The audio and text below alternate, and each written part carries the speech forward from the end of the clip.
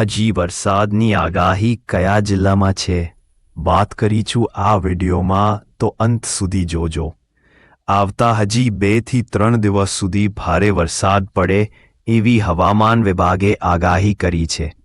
આમ તો સમગ્ર ગુજરાતમાં વરસાદની આગાહી છે, પણ દક્ષિણ ગુજરાત, સૌરાષ્ટ્ર, કચ્છના વિસ્તારોમાં આવતા 2 થી 3 દિવસ સુધી ભારે વરસાદ પડે એવી આગાહી કરી છે।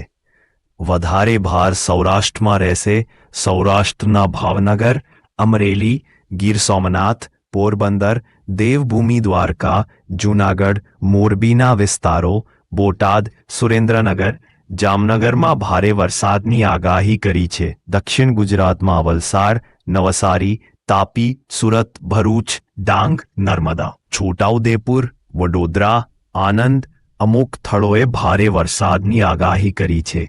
કચ્છના દરિયાકાંઠે આવેલા વિસ્તારોમાં ભારે વરસાદની આગાહી કરી છે। આવતા 2 થી 3 દિવસ ગુજરાત માટે ભારે રહે તેવી હવામાન વિભાગે આગાહી કરી છે। વરસાદના સમાચાર જોવા માટે અમારી ચેનલને સબસ્ક્રાઇબ કરો। વિડિયો